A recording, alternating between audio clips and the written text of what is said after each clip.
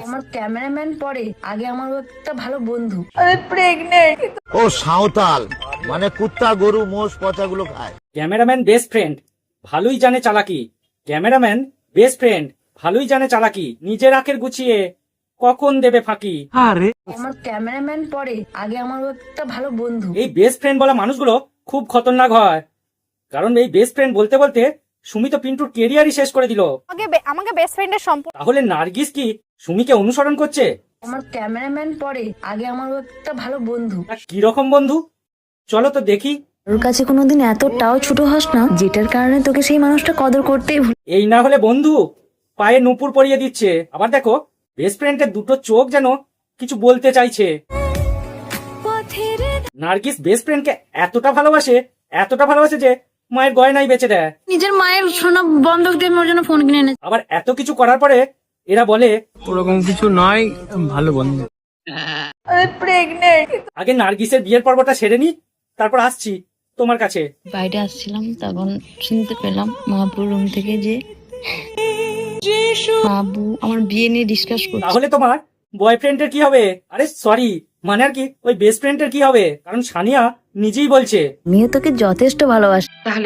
নার্গিস এতটাই গরিব যে টাকার অভাবে আলমারি কিনতে না পেরে একটা লন্ড্রি বাস্কেট কিনে নেয়। অবশ্য আমার এই জিনিসটা নিয়ে আসার একটাই কারণ, সেটা হলো এই যে এটার মধ্যে জামা কাপড় রাখার এখন একটু বাজেট লো আছে, তাই ভাবলাম পরে কখনো আসলে ডিজিটাল ভিখারিরা এরকমই হয়। এবার নার্গিস যে কতটা গরিব চলো দেখাই তোমাদের। পরে একটা 4 চাকা, দুটো বাইক, এত কিছু কেনার পরেও এর নাকি আলমারি কেনার টাকা থাকে না। এখন একটু বাজেট লো আছে, তাই ভাবলাম পরে কখনো নার্গিসের যখন খারাপ সময় ছিল তখন ক্যামেরাম্যানই ওর পাশে ছিল। ক্যামেরাম্যানকে এই জন্যই হাইলাইট করি কারণ আমার খারাপ সময়ে ওই আমার পাশে ছিল।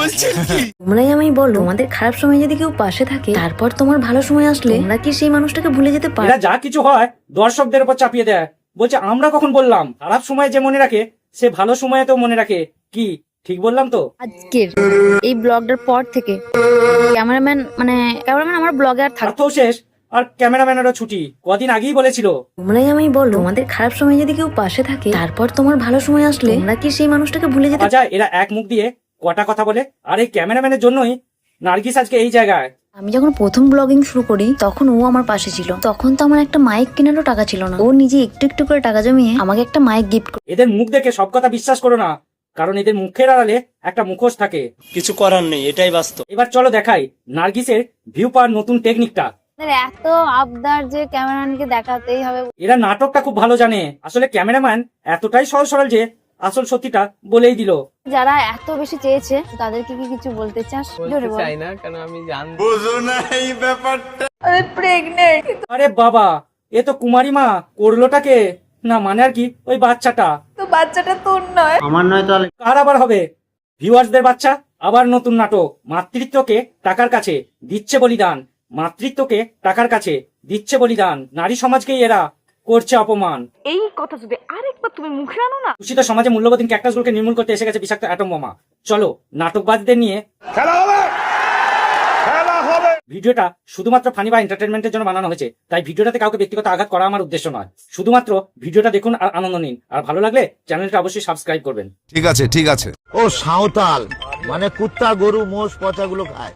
একটু অপেক্ষা করো, আসছি এই নেট দুনিয়ার কোহিনুরের কান ধরার ভিডিও নিয়ে।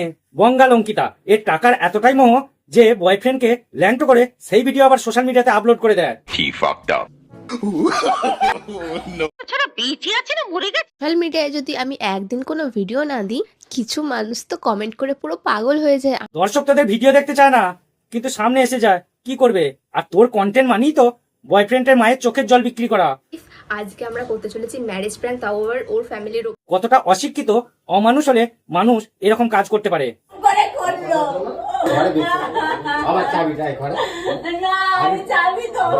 একটা মায়ের চোখের জলকে নিলামে সোশ্যাল বাজারে বিক্রি করছে এই কুলাঙ্গারটা অঙ্কিতা। এই টাকার লোভ যে এদের কতটা, নিজের মানসিকতাকে এরা বিক্রি করে দিয়েছে। জাতের লড়াই করতে গিয়ে ডিজে অরুণ শেষ। 100 কোটির ফেস ভ্যালু, বিড়াল সেজেছে বেশ। চুটিয়ে লাল করে দেবো না। বলো সাঁওতাল জাতিকে অপমান করেছি আমি ক্ষমা চাইছি। কি ব্যাপার?